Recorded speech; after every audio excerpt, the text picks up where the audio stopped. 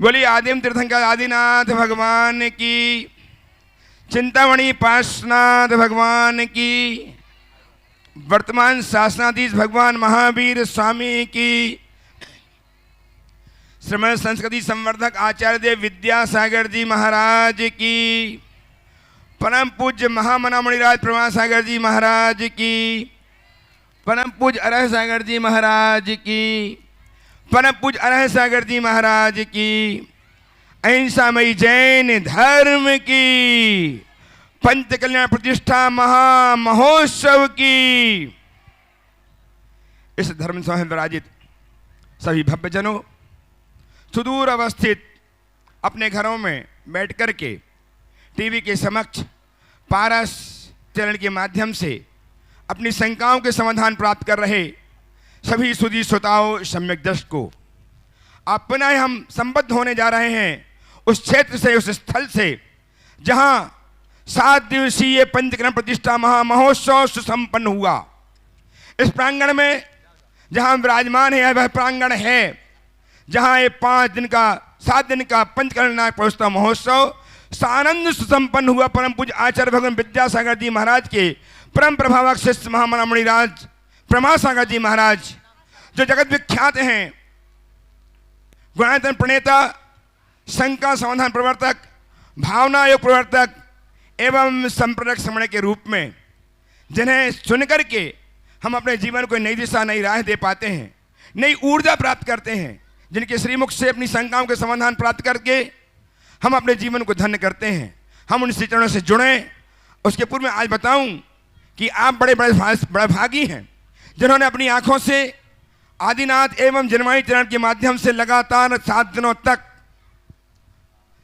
तक लाइव प्रसारण देख करके पंचकरण प्रतिष्ठा महोत्सव का आनंद लिया। और आज भगवान के निर्वाण गमन होते हुए आपने साक्षात अपनी आंखों से देखा, जिसकी प्रतिष्ठा आदरणीय श्रद्धेय बाल ब्रह्मचारी भैया अशोक जी एवं बाल ब्रह्मचारी भैया अभय जी के सुसानिध्य में, उनके निर्देशन में सानंद संपन्न हुई और हमने अकूत पुण्य अर्जन किया। इन आनंद के क्षणों में आज हम उत्साहित हैं अपने आराध्य गुरुदेव के श्रीमुख से अपनी शंकाओं के समाधान प्राप्त करने के लिए।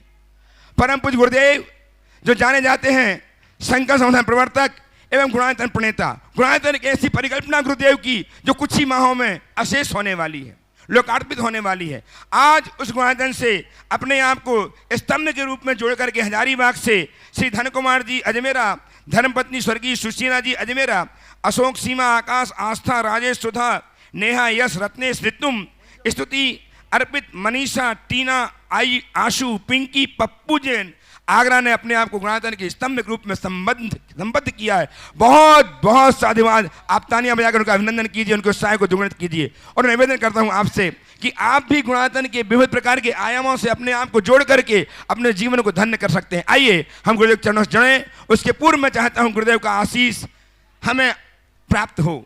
अतः मेरे साथ उच्चारें, नमोस्तु महर्षि, नमोस्तु महर्षि, नमोस्तु महर्षि। और आगामी संचालन के लिए आदरणीय श्रद्धेय भैया अशोक जी। आइएगा बंधुओं, पंचकल्याणक प्रतिष्ठा महामहोत्सव के समापन सत्र पर आज पंचकल्याणक प्रतिष्ठा महामहोत्सव का समापन हुआ और मोक्ष कल्याण के बाद सभी श्री जी को जिन मंदिर जी में विराजमान किया गया, कलशारोहण, ध्वजारोहण हुआ और दोपहर को महामस्तकाभिषेक भी संपन्न हुआ। आज के शंका समाधान का यह सत्र आप पंचकल्याणक के इस भव्यतम पांडाल से देख रहे हैं और हम सीधे सीधे आप प्रश्न के लिए आमंत्रित कर रहे हैं श्रीमती सरिता जी सेठी हजारीबाग। आपके बाद तैयार रहेंगे खुशबू जैन अपनी बेटी नव्या जैन के साथ रांची से। नमोस्तु महाराज श्री, नमोस्तु महाराज श्री।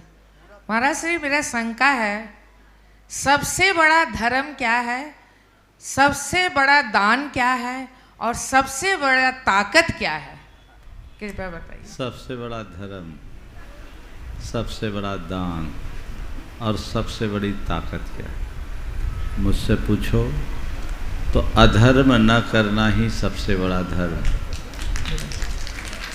सबसे बड़ा दान, अभय दान सबसे बड़ा दान और सबसे बड़ी ताकत सहनशीलता या क्षमा मनुष्य की सबसे बड़ी ताकत। जी नमोस्तु महाराज श्री, नमस्ते। खुशबू जैन अपनी बेटी नव्या जैन के साथ रांची से। आपके बाद तैयार रहेंगे पूरब पाटनी रामगढ़।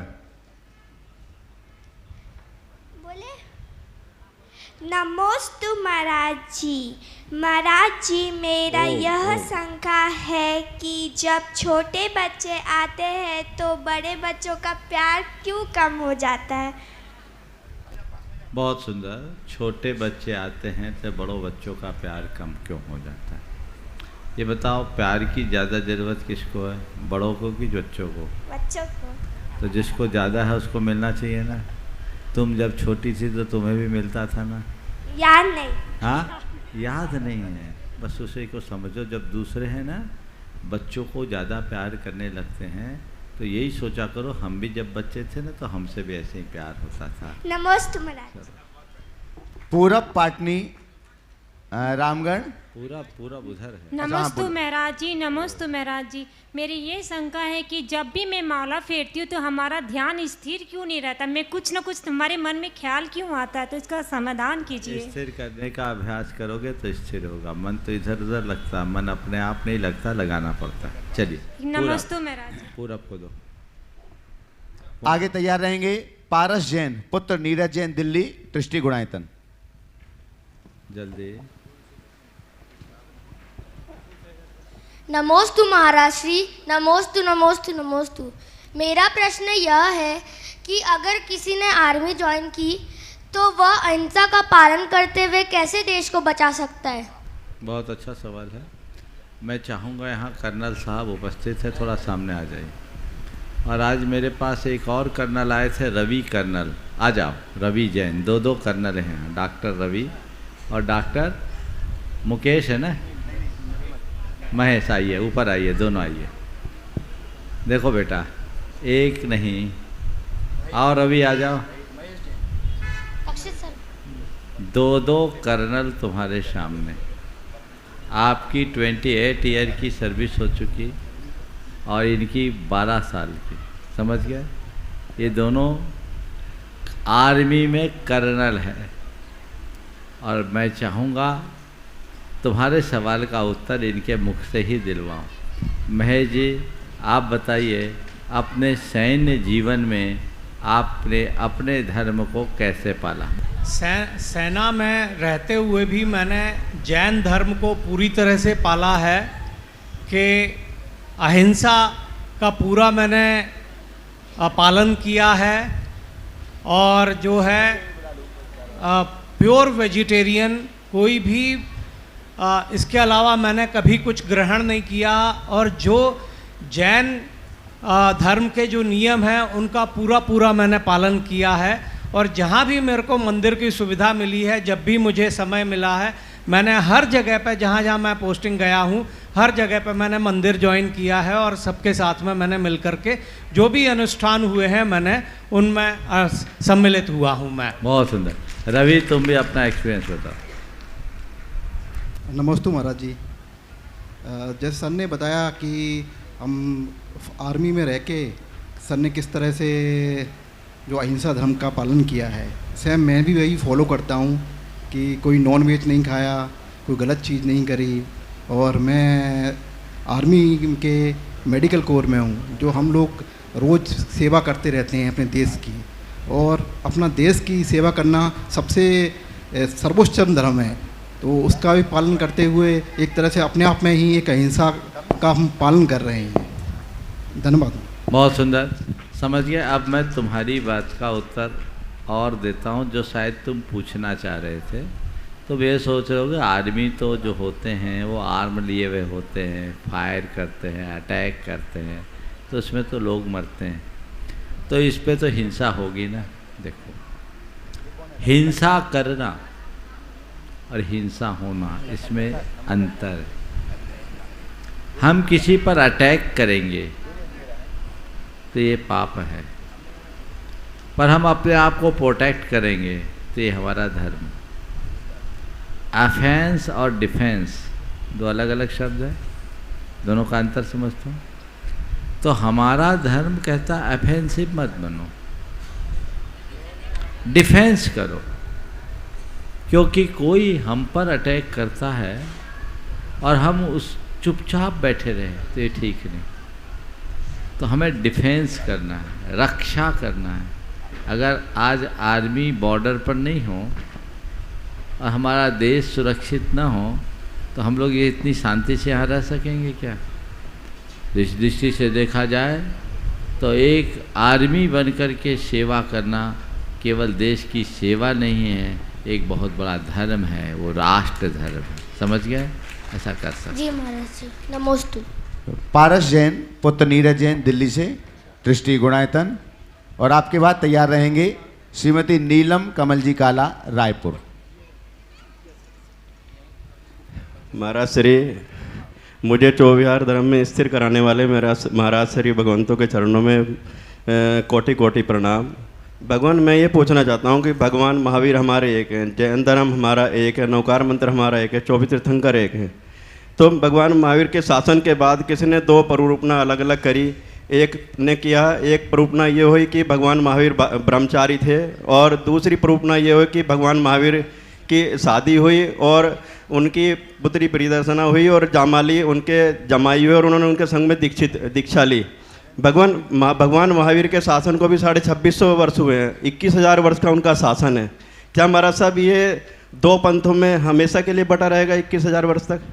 मैं एक ही बात पूछना चाहता हूँ, भगवान महावीर बाल ब्रह्मचारी हुए या भगवान महावीर ने विवाह किया? इससे क्या फर्क पड़ता है? सर प्ररूपना अलग अलग क्यों किसने की? उसमें क्या होता है? हमारे 19 तीर्थंकरों ने विवाह किया, हमें क्या फर्क पड़ गया? और 5 तीर्थंकर ब्रह्मचारी रहे, क्या फर्क पड़ता है? इसमें उलझने की जगह कि उनने विवाह किया या नहीं किया, उनने हमारे लिए क्या किया ये देखने की कोशिश करो, जिससे जीवन धन्य हो। हमारे लिए हम उनमें उलझते हैं जिसका कोई सार नहीं। भगवान महावीर का वो व्यक्तिगत जीवन था, अगर उन्हें विवाह किया भी था तो अपराध नहीं था, और विवाह नहीं किया तो भी एक संयोग है। अब जो प्ररूपणा है हमें उस रूप में स्वीकार लेना चाहिए, पर इन बातों को लेकर के उलझना मेरी नज़र में कतई बुद्धिमानी नहीं है। भगवान महावीर ने हमारे लिए क्या कहा, उनने हमें क्या दिया, हमें वो करना चाहिए। बिल्कुल महाराज साहब, सही बिल्कुल। महर्षि नमोस्तु ओ महर्षि पशु देखो, एक को बुलाए तो एक ही आया करो, बहुत नाम है इनके पास। चलो बोलो। हाँ, महर्षि नमोस्तु महर्षि पशु पक्षी किस कर्म के कारण बनते हैं? पशु पक्षी जो दूसरों को सताते हैं, दूसरों को मारते हैं, मायाचारी करते हैं, वे पशु पक्षी का जन्म लेते हैं। समझ गए? चलिए। श्रीमती नीलम कमल जी काला, रायपुर। आपके बाद तैयार रहेंगे श्रीमती मीना श्री कमल जी बागड़िया, रायगढ़, रामगढ़। नमोस्तु गुरुवर, नमोस्तु गुरुवर। गुरुवर, ऐसे लिखा जाता है श्री मद जिनेन्द्र पंच कल्याणक महोत्सव। तो मद जिनेन्द्र का मतलब, और हर जगह पंच कल्याण में बहुत बहुत अच्छा है। श्री मद जिनेन्द्र, मद जिनेन्द्र का अर्थ लोग नहीं जानते। वो मद जिनेन्द्र नहीं है, वो श्रीमान जिनेन्द्र है। और श्रीमान शब्द श्रीमत शब्द से बनता है, और श्रीमत के आगे जिनेन्द्र लगा देते हैं तो त और ज के बीच संधि हो जाती है, तो वो डबल ज हो जाता है। तो श्रीमद जिनेन्द्र पंच कल्याणक महोत्सव। तो मद जिनेन्द्र, आप लोग हिंदी जानते नहीं, संस्कृत जानते नहीं, तो इसलिए लोग श्री अलग कर देते हैं और मद जिनेन्द्र अलग कर देते हैं। दरअसल वो संयुक्त पद है, श्री मद जिनेन्द्र। ये आपकी गलती नहीं, लगभग हर जगह लोगों को ऐसे ही समझने में आता है, और आपने तो हिम्मत करके पूछ लिया। ज़्यादातर लोगों का यही हाल है जो आपका है, तो आप थोड़ा सुधार ले और श्री मद जिनेन्द्र शब्द के अर्थ को इस तरह का करें। और मैं एक सुझाव दूंगा, अब आगे के कार्यक्रमों में श्री 1008 जिनेन्द्र पंच कल्याणक प्रतिष्ठा महोत्सव लिखो तो ज़्यादा अच्छा है। मद जिनेन्द्र में लोग कंफ्यूज होते हैं, क्योंकि भाषा का जिनबिंब पंच कल्याणक, जिनेन्द्र पंच कल्याणक चलेगा। श्री मद जिनेन्द्र जो लिखते हैं ना, उसमें कंफ्यूज हो जाते हैं। आदिनाथ भगवान का पंच कल्याणक प्राय इसलिए करते हैं क्योंकि आदिनाथ हमारे मूल शासन नायक है और उनका जीवन चरित्र बहुत विस्तार से है। आदिनाथ के चरित्र के माध्यम से हम संपूर्ण जैन परंपरा के इतिहास का भी बोध करा देते। अच्छा, मूल नायक प्रतिमा कोई भी हो, कोई भी। श्रीमती मीना श्री कमल जी बागड़िया रामगढ़, आपके बाद तैयार रहेंगे प्रदीप जी काला। सद्गुरु महामुनीश्वर वंदनीय महाराज श्री के चरणों में कोटि कोटि वंदन। गुरुदेव, मैं एक गृहिणी हूँ। सुबह से लेकर शाम तक पारिवारिक जिम्मेवारियों को निभाती हूँ, पूजा पाठ भी करती हूँ। गुरुवर, ऐसे व्यस्त समय में कोई सहज ध्यान की विधि बताएं ताकि मैं अपनी आध्यात्मिक यात्रा के मार्ग में आनंद पूर्वक तय कर सकूं। मैं आप जैसी सभी गृहिणियों को कहूँगा कि ध्यान कर ले तो दिन भर सहज रहो। सुबह उठकर ध्यान करो, भावना योग करो। और आपने तो भावना योग अटेंड किया भी है, बड़ा सरलतम है। जिनका चित्त नहीं भी लगता है वो भावना योग करे तो उनको उनके जीवन में सहजता सरलता आएगी और उनकी कार्य क्षमता बढ़ेगी। जो भी काम आप करते हैं उन कामों को आप रुचिपूर्वक करने में समर्थ हो सकोगे, ऐसा कर सकते हैं। नमस्ते महाराज। श्री प्रदीप जी काला रांची से, और आज ये बहुत सौभाग्यशाली पुण्यशाली हैं जिस नवीन मंदिर की प्रतिष्ठा हुई, वेदी पर परमात्मा विराजमान हुए, उनकी वेदी बनाने का सौभाग्य। और आज उस वेदिका पर जो परमात्मा विराजमान है उनकी पूजन करने के लिए जितने भी उपकरण लगते हैं वे सभी, चाहे अभिषेक के कलश हों, थाली हों या द्रव्य के लगाने के लिए पूरे बर्तन, आरती तक सभी बर्तन उन्होंने चांदी के पूरे उपकरण एक वेदी के लिए भेंट किए, जोरदार करतल ध्वनि से। और प्राचीन मूल नायक भगवान जो अभी तक महावीर भगवान थे, प्राचीन मूल नायक, उनको विराजमान करने का सौभाग्य भी उन्होंने प्राप्त किया है। आगे तैयार रहेंगे श्री इकबाल सिंह जी रामगढ़। नमस्ते महाराज जी, नमस्ते महाराज जी। महाराज जी, जिन मंदिर के माध्यम से, जिन वाणी के माध्यम से, अष्टद्रव्यों के आलंबन से हम लोग जो पूजा अर्चना करते हैं और धर्म के लाभ को करते हैं, और यदि इसके विपरीत कोई एक व्यक्ति जो इन चीज़ों से वंचित है, ऐसा नहीं कर पाता है, लेकिन उसका समस्त जीवन जीव दया और करुणा के लिए समर्पित होता है, तो मुझे मार्गदर्शन दीजिए कि दोनों में से जीवन कौन सा बेहतर है। एक जिसमें धर्म के बहुत सारी क्रियाएं हुई लेकिन करुणा का भाव या करुणा का आचरण नहीं आया, और दूसरा जिसमें कि करुणा और जीव दया पूरा का पूरा जीवन उसी को समर्पित। देखिए, जीव दया करुणा का कर्म करना अत्यंत श्रेष्ठ कर्म है और ये करना चाहिए, हमारे धर्म का मूल है। हम तो रोज़ अपनी प्रार्थना में कहते हैं, क्लिष्टेषु जीवेषु कृपा परत्वम, दीन दुखी जीवों पर मेरे पुर से करुणा स्रोत बहे। जहाँ तक पूजा पाठ और उपासना की बात है, पूजा पाठ उपासना से दया धर्म के संस्कार बढ़ते हैं जी। तो जो लोग पूजा पाठ में रुचि लेते हैं उनके हृदय में दया करुणा का भाव होना चाहिए, और जो दया करुणा के कार्य में रुचि रखते हैं उन्हें भगवान की सेवा का भी काम करना चाहिए, ताकि सोने में सुगंध हो जाए। एक पर ही बल न दें, एक पक्ष के साथ दूसरे पक्ष को भी साथ में जोड़ें। सेवा का कर्म हमें संवेदनशील बनाता है और पूजा हमारी प्रवृत्ति को संयत करती है, धार्मिकता आती है। तो जीवन में धार्मिकता भी होनी चाहिए और दयालुता भी होनी चाहिए। दोनों अलग अलग है और दोनों के मिलने से ही हमारे जीवन में पूर्णता आती है। तो मैं उन तमाम लोगों से कहूँगा जो व्यवहारिक जीवन में बहुत सारे अच्छे कर्म करते हैं, उन अच्छे कर्मों में प्रभु उपासना भी कर ले तो सोने में सुगंध है। नमस्ते महाराज। श्री इकबाल सिंह जी रामगढ़, आपके बाद तैयार रहेंगे श्रीमती चंदा भागचंद जी बाकलीवाल जयपुर। गुरुदेव को नमस्तु नमस्तम नमस्तम। बोलिए। गुरुदेव, मेरे मन में एक जिज्ञासा रहती है कि जैसे हम लोग यहाँ पर धर्म की बात करते हैं और धर्म है, ये अलग अलग पंथ बने हुए हैं, तो धर्म और पंथ के अंदर में क्या कन्फ्यूजन होता है हम लोग को उसमें समझ नहीं पाते हैं, उसको थोड़ा सा आप निराकरण करने का प्रयास करें। बहुत अच्छा सवाल किया। धर्म और पंथ, इसमें क्या अंतर है? देखिए, मैं आपसे कहूँगा, धर्म तो भीतर का तत्व है और पंथ बाहर का आवरण। धर्म हमारे हृदय की परिणति है। उसके लिए, उसके साथ जब व्यक्ति किसी एक विश्वास से बद्ध कर बाह्य क्रियाचारों से जुड़ता है तो वो पंथ बनता है। धर्म पथ दिखाता है और पंथ उस पर चलने वाले के समूह को जोड़कर चलता है। व्यक्ति को अपने पंथ के अनुरूप चले, कोई दिक्कत नहीं है, चलना चाहिए, पर पंथाग्रही नहीं बनना चाहिए। उसे पंथ सहिष्णु बनना चाहिए ताकि औरों के पंथ की अच्छी बातों को अपनाकर अपने जीवन को और अच्छा किया जा सके। समझिए? मेरे को एक मन में और बात आती है। हाँ। कि मैंने कभी भी गुरु नानक के मुंह से कभी ऐसा नहीं सुना कि उन्होंने सिख धर्म बनाया, लेकिन आज जो परिस्थितियां मेरे को नज़र आ रही हैं तो मेरे को ये जानकारी है कि नानक निर्मल पंथ चलाया, किसी अनुयायी ने ये बात कही है, नानक ने नहीं कही है। तो ये कहाँ पर कन्फ्यूजन हो जाता है? देखिए, हम जब भी किसी प्रवर्तकों की बात करेंगे तो किसी भी प्रवर्तक ने कुछ नहीं चलाया, जो लोग उनके पीछे चलते गए पंथ चलता गया, ये तो चलता रहेगा।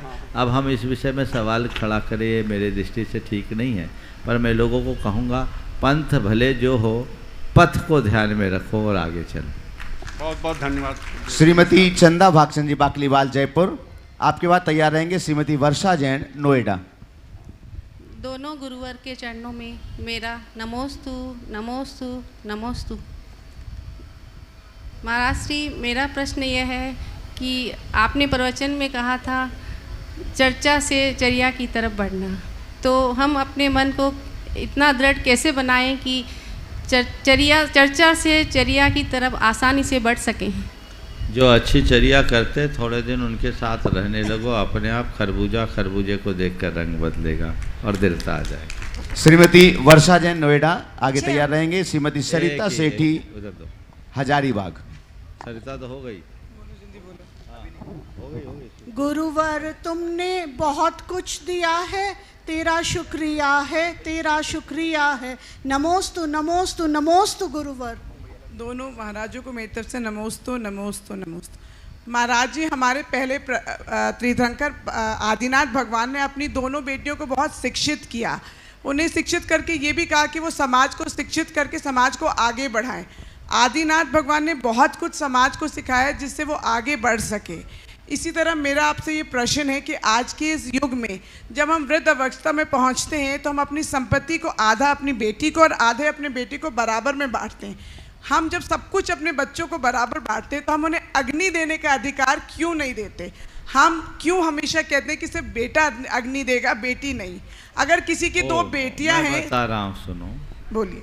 अग्नि देना कोई बहुत अच्छा कर्म तो नहीं है। जिन्हें हमें पाला, जिनने हमें गोद में खिलाया, जिनने हमें लाड पाट दिया, उसके ही उस शरीर को जलाना, ये तो एक क्रूर कर्म है। बहुत तकलीफदायक। सुनो तो मेरी बात, हमारी समाज ने एक अच्छी व्यवस्था बनाई कि जितने क्रूर कर्म है, गंदे कर्म है, आदमियों के भरोसे रखो, औरतों को बचा के रखो। महाराज जी, सुनो ये पूरी बात सोचो, ये अच्छा कर्म थोड़ी है।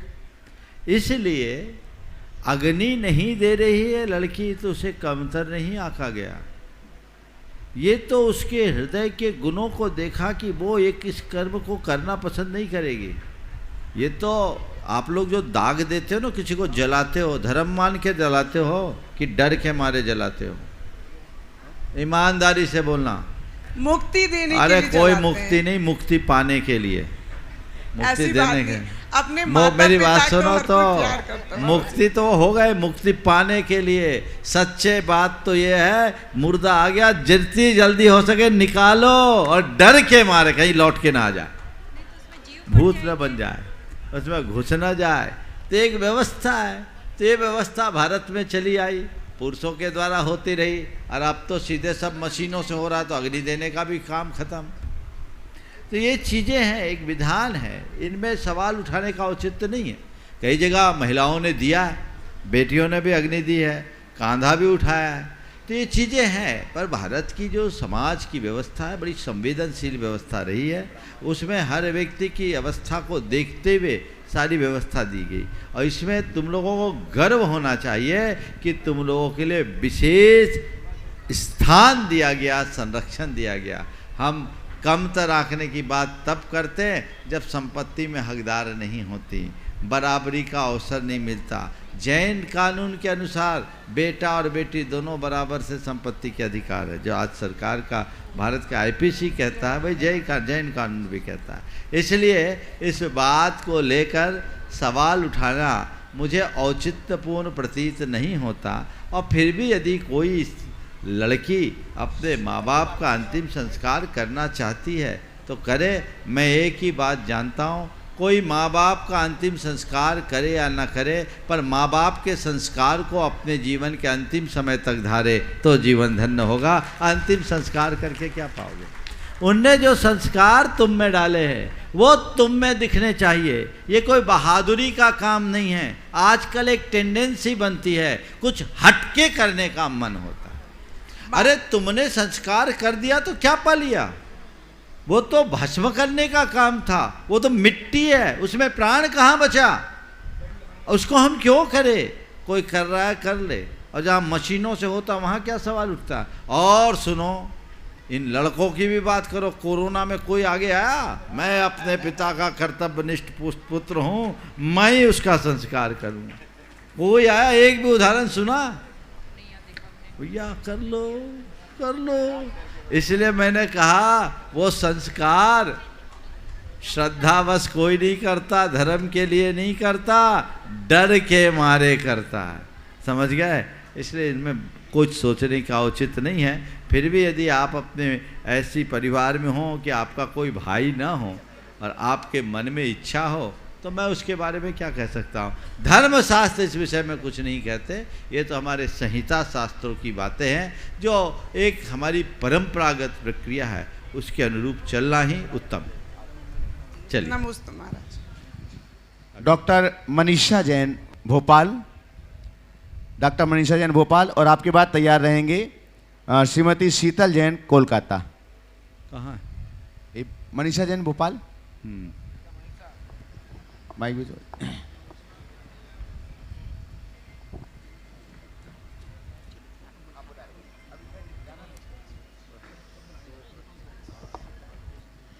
मुनि द्वय के चरणों में कोटिशय नमोस्तु। सर्वप्रथम मैं संपूर्ण रामगढ़ समाज, उसके समस्त छोटे बड़े पदाधिकारियों, बहुत बहुत शुक्रिया। संपूर्ण रामगढ़ समाज के लिए बहुत जोरदार क्लैप, जोरदार तालियों से अभिनंदन किया जाए सभी का। मुनिश्री,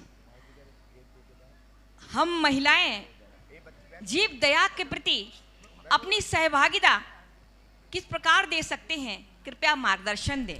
बहुत अच्छी बात है। महिलाएं जीव दया के लिए क्या सहभागिता किस प्रकार से दे? जीव दया को अपना धर्म मानो और जहाँ संभव हो जीव दया के लिए लोगों में जागरूकता उत्पन्न करो, और जितना हो तन मन धन का सहयोग दे। एक जीव दया का एक अच्छा उपक्रम है। हमारे लिए जीव दया के क्षेत्र में खुद उसका अनुपालन करते हुए लोगों में जागरूकता उत्पन्न करना, ये हमारी पहली प्राथमिकता होनी चाहिए। ओ नमोस्तु महाराज। हाँ, श्रीमती सरिता जैन मुंबई, पहले शीतल जैन कोलकाता। महाराज श्री के चरणों में नमोस्तु नमोस्तु नमोस्तु। महाराज श्री, आज मैंने देखा आप जब नए मंदिर में प्रवेश कर रहे थे और मूल नायक प्रतिमा के जब दर्शन कर रहे थे, तो आपके चेहरे में एक चमक, होठों पे मुस्कान थी, तो आपके अंदर ऐसे क्या भाव प्रकट हो रहे थे? मैं आपसे पूछता हूँ, आपके सामने भगवान हो तो आपके अंदर क्या भाव हो? मेरे सामने भगवान थे, स्वाभाविक रूप से मेरा रोम रोम हर्षित हो रहा है। तो ऐसे तुम मूर्ति को देख रहे थे, मैं भगवान को देख रहा था। मेरे लिए मूर्ति 5 दिन पहले तक थी। कल जब जैसे ही सारे बिंब प्रतिष्ठा के कार्य हुए वो भगवान हो गए, और मैं जब देखता हूँ तो अब मुझे भगवान दिखते हैं। आप सबसे भी मैं यही कहूँगा, मंदिर जाओ, मूर्ति को मत देखो, भगवान को देखने की कोशिश करो। मूर्ति से तुम्हारा कल्याण नहीं होगा, मूर्तिमान से तुम्हारा कल्याण होगा, जो भगवान। हमारे हृदय में ऐसा भाव था, अब देखते ही मन गदगद हो गया, देखने का नज़रिया ही बदल गया। आप सब भी वही बदले। आप लोगों को मूर्ति दिखती है, मूर्ति देखते देखते कभी आगे नहीं बढ़ पाओगे, पर मूर्तिमान को देखोगे तो कभी पीछे नहीं रहोगे। नमोस्तु महाराज। श्रीमती सरिता जैन मुंबई, और आपके बाद तैयार रहेंगे। हो गया सरिता? नहीं, मुंबई हो गया। सरिता जैन मुंबई। कौन? नमोस्तु महाराज जी, दोनों गुरुवर के चरणों में नमोस्तु नमोस्तु। महाराज श्री, मैं टीचर हूँ एक मुंबई में, और मेरा ये प्रश्न है, मैं वैसे तो रोज़ सुबह स्कूल में प्रवेश करने के पहले जिन मंदिर में जाके दर्शन अर्घ वगैरह सब चढ़ाती हूँ, पूजा नहीं कर पाती। वो एक मेरे मन में हमेशा खलता है, क्योंकि टाइम का बहुत हमें नियमित रूप से क्लास स्कूल में पहुँचना रहता है। एक वो प्रश्न था, और एक दूसरा ये कि जो मंदिर में जल और अभिषेक दोनों रखे जाते हैं, उसमें जल में कभी कोई मंदिरों में जल में लौंग डालते हैं, कई मंदिरों में अभिषेक के अंदर लौंग डालते हैं। तो एक्चुअली सही चीज़ क्या है, प्लीज़ इसका बताइएगा। लौंग डालने का मूल प्रयोजन दोनों में अंतर दिखाना है। जल क्या है या गंधोदक क्या है, दोनों का रंग एक सा दिखता है। कायदे से लौंग तो जल में न डाल करके गंधोदक में डालना चाहिए, ताकि लोगों को उसका पता लग सके। नमोस्तु महाराज। आगे हम प्रश्न के लिए यहाँ पर आमंत्रित करें, उसके पूर्व मंच पर उपस्थित रहेंगे श्री ललित जी चोड़ीवाल, पंचकल्याणक प्रतिष्ठा महामहोत्सव के अध्यक्ष, और श्री रमेश जी सेठी, शकल दिगंबर जैन समाज के अध्यक्ष। दोनों अध्यक्ष महोदय यहाँ पर आ जाएं, और स्वागताध्यक्ष माणिक जी यहाँ पर पहुँचे। मैं यहाँ पर आमंत्रित कर रहा हूँ श्री जगदीश प्रसाद जी अग्रवाल हमारे बीच यहाँ पर उपस्थित हैं। श्री जगदीश प्रसाद जी अग्रवाल हमारे बीच यहाँ पर उपस्थित हैं। मैं बहुत सम्मान से आमंत्रित कर रहा हूँ, जिन्होंने 1 लाख रुपए की अपनी दान राशि महोत्सव संपन्न के लिए दी है। एक बार जोरदार करताल ध्वनि से उनका सम्मान करें। और साथ ही मैं आमंत्रित कर रहा हूँ श्री बजरंग लाल जी अग्रवाल साहब, रामगढ़ गौशाला के अध्यक्ष हैं। उन्होंने भी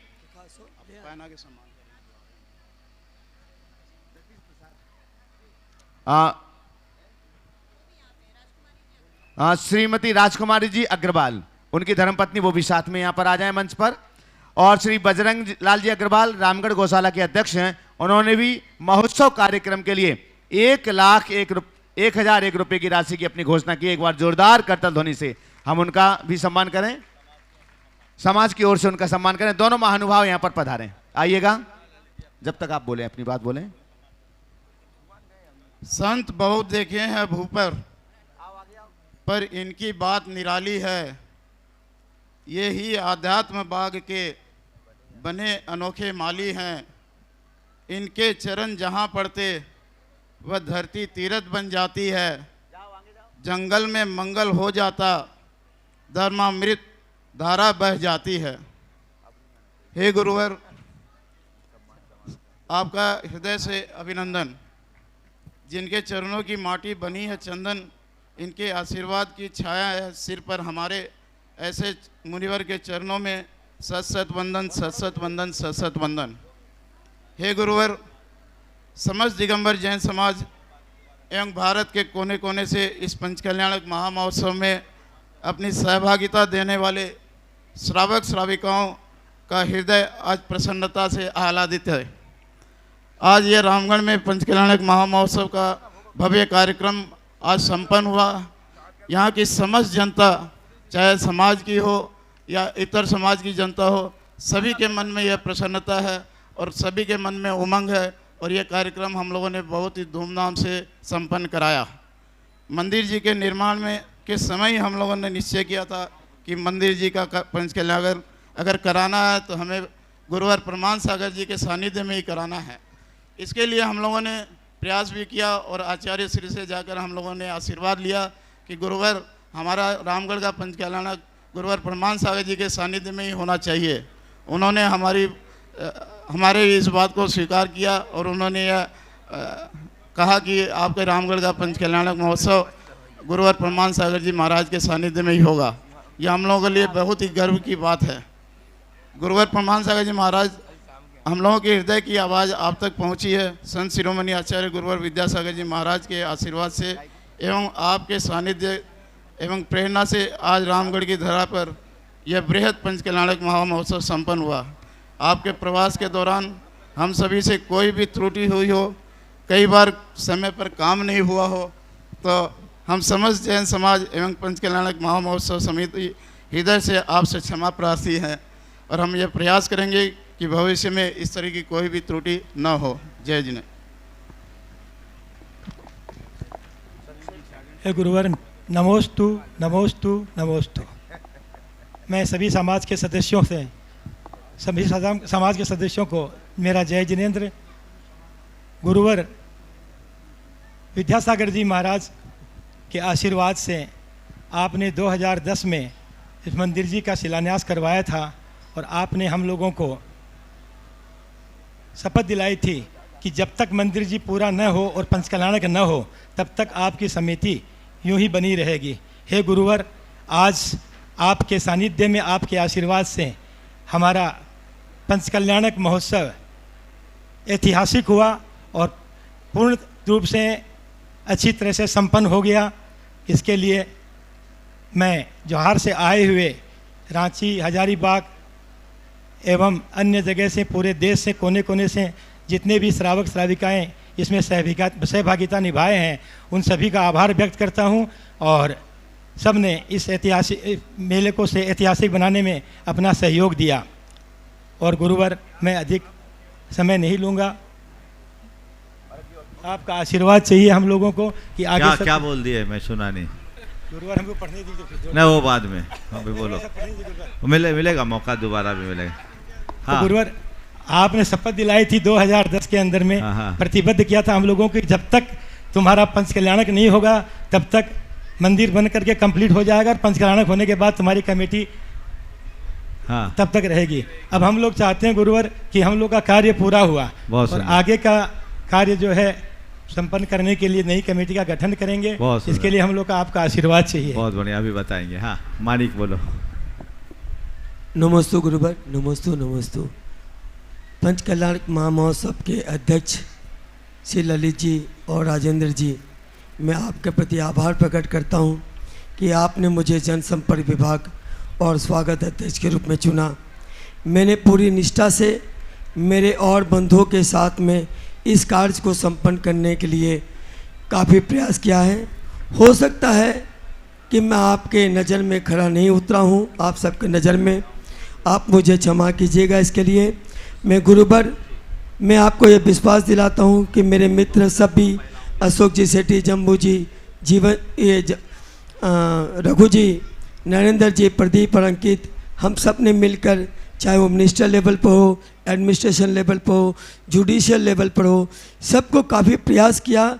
और यही नहीं, हम लोग का ये मकसद था, ये सब प्रयास किया, समाज के, रामगढ़ के सभी समाज को मैंने जोड़ने की कोशिश की, सब ने मेरे साथ में सहयोग किया। इन सब के लिए मैं आप सबका आभार प्रकट करता हूँ। बहुत बहुत धन्यवाद। महिला वर्ग की ओर से मैं यहाँ पर आमंत्रित कर रहा हूँ श्रीमती रुचि अरुण जी चोड़ीवाल, रामगढ़, पधारें।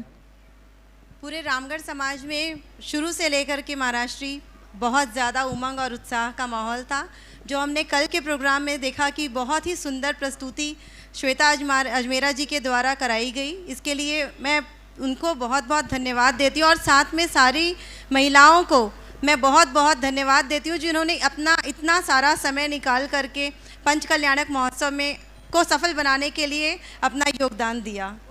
धन्यवाद। चलिए, देखिए, आभार, धन्यवाद, कृतज्ञता, ये ज्ञापन किया जा रहा है और करना भी चाहिए, क्योंकि ये हमारा कर्तव्य है। कोई भी महत् कार्य किसी एक व्यक्ति के बलबूते नहीं होता। किसी कार्य को पूरा करने के लिए अनेक लोगों की ज़रूरत होती है। मैं देख रहा हूँ, आज से 12 वर्ष पूर्व जब इस जिन मंदिर का शिलान्यास हुआ था, उस समय की छवि मेरे आँखों में झूल रही है। और जब शिलान्यास किया जा रहा था, तब थोड़ी थोड़ी आप लोगों में घबराहट थी कैसे होगा कैसे होगा कैसे होगा।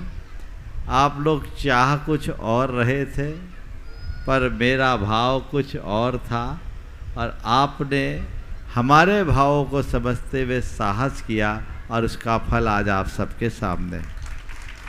सबका मन था एक आरसीसी का मंदिर बना ले, मंदिर जल्दी बन जाता, लेकिन जितनी जल्दी बनता उतनी कम दिन टिकता। आपने मंदिर का निर्माण नहीं किया, इतिहास की रचना की है। आज जिन मंदिर में प्रवेश करते ही एक अलग प्रकार का उत्साह और ऊर्जा की अनुभूति होती, ये आप सब ने महसूस किया। निश्चित ये रामगढ़ की जैन समाज की बहुत बड़ी पुण्याई का परिणाम है, और जिन लोगों ने इस मंदिर को पहले स्थापित किया था, जो कि राम मूंगराज और पन्नालाल जी वगैरह जो उस समय स्थापित करने वाले लोग थे, आज भी उनकी आत्मा को इस मंदिर का स्वरूप देखकर हार्दिक हार्दिक प्रसन्नता की अनुभूति हो रही होगी। बंधुओं, जब से ये मंदिर बनना शुरू हुआ, तब से रामगढ़ की समाज निरंतर संपर्क में रही, और उसमें भी ये 8-10 लोगों की टीम तो लगभग हर स्थान पर आती रही, चाहे वो रमेश भाई हों, दिलीप जी हो, दिलीप हो, या राजू हो, लाबू हो, और कौन कौन नाम मैं नहीं जानता, बहुत सारे लोग हैं, मिंटू हो, बुल्ली हो, आपके ललित हो, ये पूरी टीम, सौरभ, और ये लोग निरंतर आते रहे और निवेदन बार बार करते रहे कि महाराज, और अपडेट भी देते रहे मंदिर में अब क्या करना है, कैसे करना है। बहुत अच्छे से मंदिर पूरा हुआ, और ये संयोग जिस दिन गुरु चरणों से हम अलग होने वाले थे, उसी दिन ये लोग पहुँचे और सबसे पहले रामगढ़ के पंचकल्याणक का आशीर्वाद लिया। और ये रामगढ़ का पंचकल्याणक बड़े अच्छे से संपन्न हो गया। गर्मी का समय था, लेकिन गर्मी में मौसम भी आप पर इतना मेहरबान हुआ कि गर्मी जैसा कोई एहसास ही नहीं हुआ। इस पंचकल्याणक में बहुत सारे चेहरे तो सामने आपको दिख रहे हैं, लेकिन बहुत से ऐसे जैसे सेतु बंध में बड़े बड़े बानर जहां अपना काम कर रहे थे, वहां गिलहरी भी अपना योगदान दे रही थी। मुझे पता है इस महान अनुष्ठान को संपन्न करने में बहुत सारी गिलहरियों ने अपना योगदान दिया है। सबसे पहले मैं उन तमाम गिलहरियों को अपना दोनों हाथों से आशीर्वाद देता हूँ, इस भाव से कि उनकी सामर्थ्य और बढ़े और आगे चलकर अच्छे कार्यों में इसी तरह योगदान देते रहे। इस आयोजन में जब आशीर्वाद देना है, तो मैं अब आशीर्वाद के क्रम की शुरुआत वहाँ से करता हूँ।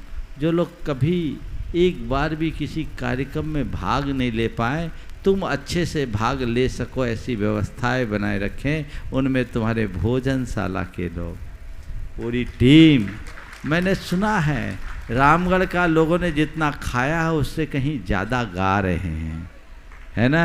एक बार करतल ध्वनि तो भोजनशाला की पूरी टीम उस दिन आई भी थी, बहुत बहुत अच्छा कार्य किया है। मेरा उस पूरी की पूरी टीम को आशीर्वाद है।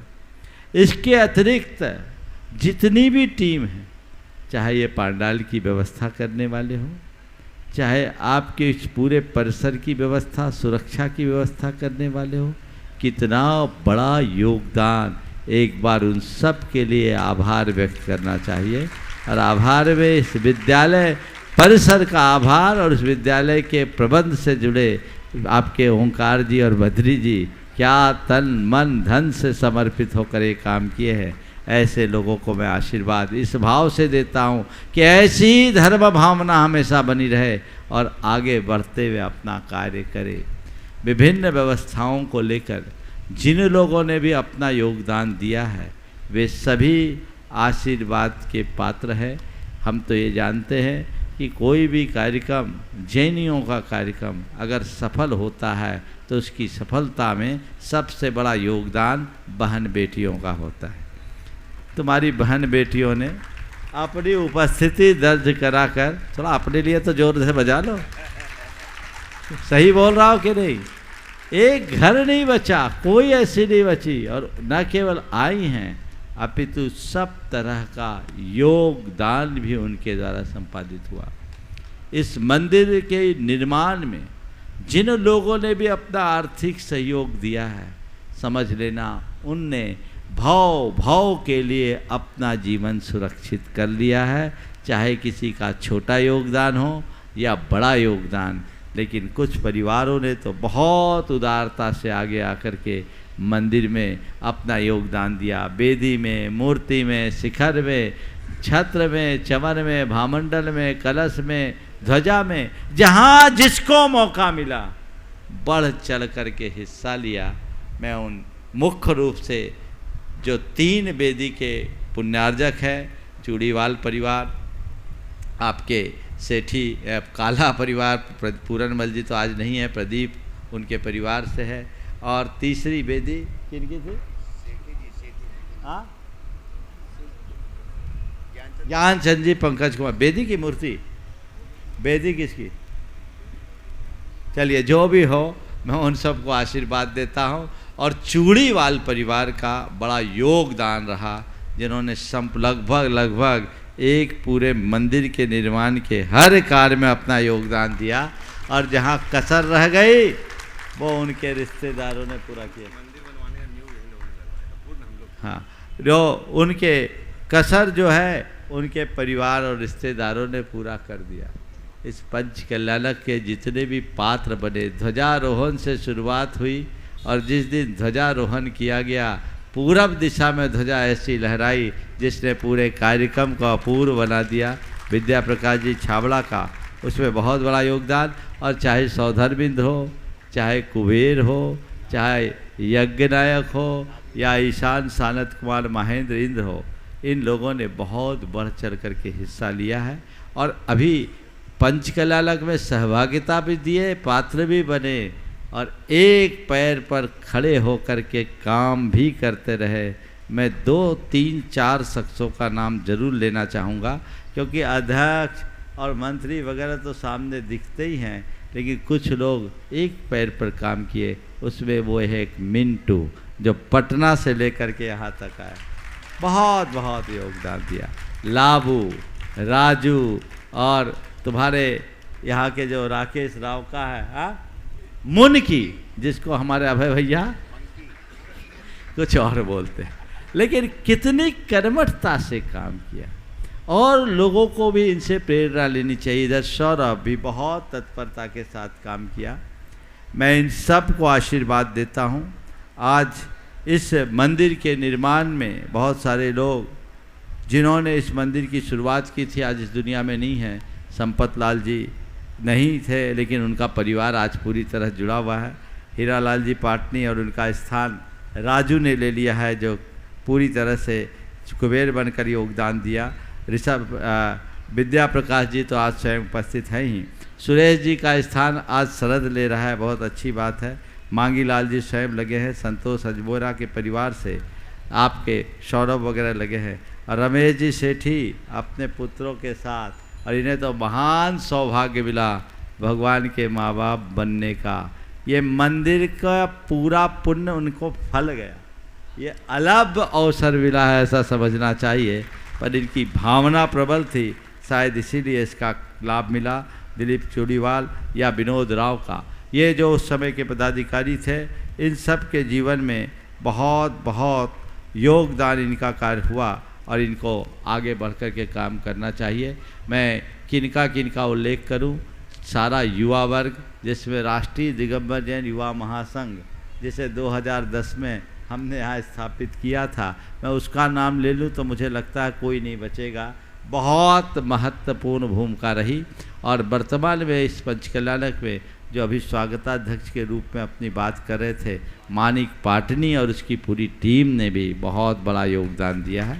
मैं देखा अपने काम में बहुत तत्परता से लगे रहे। मैं उन सभी को बहुत उनके इस कृत्य की भूरी भूरी सराहना करते हुए आशीर्वाद देता हूँ।